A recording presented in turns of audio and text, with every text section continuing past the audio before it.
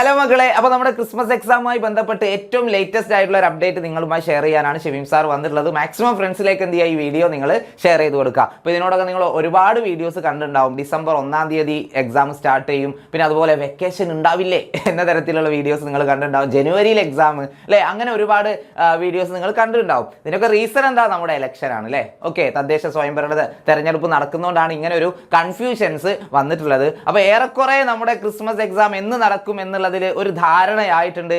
നമുക്ക് വിശ്വസിക്കാൻ പറ്റുന്ന തരത്തിലുള്ള ഒരു വാർത്തയാണ് ഇപ്പോൾ വന്നിട്ടുള്ളത്. അതുകൊണ്ട് ഇത് എല്ലാവർക്കും എന്ത് ചെയ്യുക, ഷെയർ ചെയ്ത് കൊടുക്കുക. ആരെങ്കിലും ക്രിസ്മസ് എക്സാമിന് ഇനിയും പ്രിപ്പയർ ചെയ്യാൻ തുടങ്ങിയിട്ടില്ലെങ്കിൽ ഇപ്പോൾ തന്നെ എന്ത് ചെയ്യുക, പ്രിപ്പയർ ചെയ്ത് തുടങ്ങുക. റിവിഷനൊക്കെ അടിപൊളിയായിട്ട് സ്റ്റാർട്ട് ചെയ്യുക. എക്സാമിനർ എപ്പോഴും നിങ്ങളുടെ കൂടെ ഉണ്ടാവും. ആർക്കെങ്കിലും നമ്മുടെ ബാച്ചിലൊക്കെ ജോയിൻ ചെയ്യണം താല്പര്യം ഉണ്ടെങ്കിൽ താഴെ കാണുന്ന നമ്പറിൽ എന്ത് ചെയ്യുക, ഒന്ന് കോൺടാക്ട് ചെയ്യുക. ഓക്കെ, നമുക്ക് ന്യൂസിലേക്ക് പോകാം.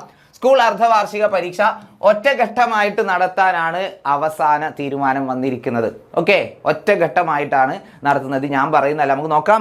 യെസ്, തദ്ദേശ തെരഞ്ഞെടുപ്പിനെ തുടർന്ന് വിദ്യാഭ്യാസ കലണ്ടർ താളം തെറ്റിയെങ്കിലും സ്കൂൾ അർദ്ധവാർഷിക പരീക്ഷ ഒറ്റഘട്ടമായി തന്നെ നടത്താൻ ആലോചന. ഇതിനായി ക്രിസ്മസ് അവധി പുനഃക്രമീകരിക്കാൻ മന്ത്രി വി ശിവൻകുട്ടിയുടെ അധ്യക്ഷതയിൽ ചേർന്ന യോഗത്തിൽ ധാരണയായി. ഓക്കെ, അപ്പോൾ അത് വെറുതെ പറയുന്നല്ല, വിദ്യാഭ്യാസ വകുപ്പ് മന്ത്രി അവർ ഉന്നതതല യോഗം ചേർന്ന് തീരുമാനിച്ച കാര്യമാണ്. ഒറ്റഘട്ടമായിട്ട് തന്നെ എന്ത് ചെയ്യണം, പരീക്ഷ നടത്തണം എന്നുള്ളത്. നമുക്ക് ബാക്കി നോക്കാം. യെസ്, ഡിസംബർ 15-ന് പരീക്ഷ ആരംഭിക്കും എന്നാണ് മക്കളെ. ഡിസംബർ 15-ാം തീയതിയാണ് നമ്മുടെ പരീക്ഷ ആരംഭിക്കുന്നത്. 23-ന് പൂർത്തിയാക്കി സ്കൂൾ അടയ്ക്കും. ഓക്കെ, 23-ാം തീയതി വരെ നമുക്ക് എന്തുണ്ടാവും, പരീക്ഷ ഉണ്ടാകും. ചിലപ്പോൾ അവസാനത്തെ ദിവസം ടൈം ടേബിൾ ഒന്ന് ഒഴിവാക്കാറുണ്ട്. 22-ാം തീയതി വരെ ആയിരിക്കും മിക്കവാറും പരീക്ഷ ഉണ്ടാവുക. 23-ാം തീയതി എന്ത് ചെയ്യുന്നു, പരീക്ഷയൊക്കെ അവസാനിച്ച് ക്ലോസ് ചെയ്യുന്നു. ഇൻ കേസ് നമ്മുടെ പരീക്ഷ നടത്താം, ഇപ്പോൾ 15-ാം തീയതി എന്തെങ്കിലും ബന്ധമൊക്കെ വന്നു വിചാരിക്കുക, ഹർത്താലൊക്കെ വന്നു കഴിഞ്ഞാൽ ആ പരീക്ഷ എങ്ങോട്ടാണ് സാധാരണ മാറ്റി വെക്കാറ്, ഏറ്റവും അവസാനത്തെ ആ ഒരു ദിവസത്തേക്കാണ് മാറ്റി വെക്കാറ്. റിസർവ് ഡേ എന്നൊക്കെ പറയും. 23-ാം തീയതിയിലേക്ക് ആ പരീക്ഷ മാറ്റി വെക്കും. ഓക്കെ, പിന്നെ ജനുവരി 5-നാകും തുറക്കുക. ഓക്കെ, ജനുവരി 5-ന് നമ്മുടെ സ്കൂൾ വീണ്ടും റീ ഓപ്പൺ ചെയ്യും.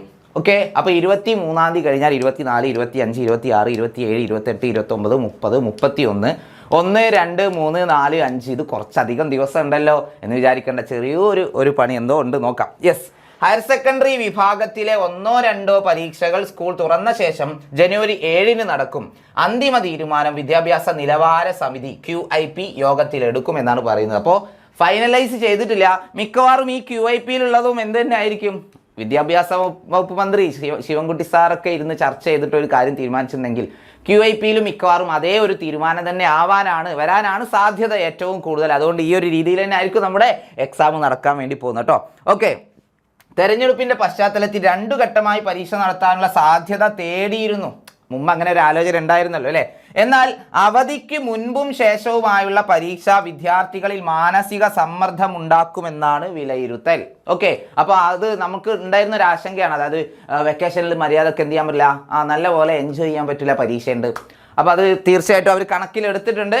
അതിന് മുൻപായിട്ട് തന്നെ 23-ാം തീയതി തന്നെ കംപ്ലീറ്റ് എക്സാം തീർക്കും. പക്ഷേ ഹയർ സെക്കൻഡറിയിൽ 1-2 പരീക്ഷ ഉണ്ടാവുന്ന പറയുന്ന അവർക്ക് പിന്നെ മാനസിക സമ്മർദ്ദം ഒന്നും ബാധകമാവില്ലായിരിക്കാം. ഓക്കെ, യെസ്, എനിവേ ഇങ്ങനെയാണ് ഇപ്പോൾ നിലവിൽ തീരുമാനം വന്നിട്ടുള്ളത്. അപ്പോൾ എല്ലാവരും ഈ ഒരു ടൈം ടേബിൾ, ഇങ്ങനെ ഒരു പരീക്ഷയാണ് ആഗ്രഹിക്കുന്നത് എങ്കിൽ തീർച്ചയായിട്ടും താഴെ യെസ് ഇതാണ് ഞങ്ങൾക്ക് വേണ്ടത്, ഇങ്ങനെ ആവണം പരീക്ഷ എന്ന് നിങ്ങൾ എന്ത് ചെയ്യുക, എല്ലാവരും കമൻറ്റ് ചെയ്യുക. അതല്ല ഇങ്ങനെ വേണ്ട, അത് കുറച്ച് റിസ്ക് ആണ്, നമുക്ക് റിലാക്സ് ചെയ്തിട്ട് തന്നെ എന്ത് ചെയ്യാം, പരീക്ഷ നടത്താം, അങ്ങനെയാണ് നിങ്ങൾക്ക് തീരുമാനം, നിങ്ങൾ ആഗ്രഹിക്കുന്നെങ്കിൽ അതും നിങ്ങൾക്ക് എന്ത് ചെയ്യാം, നിങ്ങളുടെ എല്ലാ അഭിപ്രായങ്ങളും താഴെ നിങ്ങൾക്ക് കമൻറ്റ് ചെയ്യാം. അപ്പോൾ നിലവിൽ നമുക്ക് എത്ര ദിവസമാണ് പരീക്ഷ നടത്താനുള്ളത്, 15-ാം തീയതി അല്ലേ. 15-ാം തീയതി ആരംഭിച്ചു കഴിഞ്ഞാൽ പിന്നെ 23-ാം തീയതി വരെ സമയമുണ്ട്. അത്യാവശ്യം സമയം ഉണ്ടാകും. എങ്കിലും ഒരു ദിവസമൊക്കെ ചിലപ്പോൾ 2 എക്സാമൊക്കെ വരാനുള്ള ചാൻസ് ഉണ്ട്.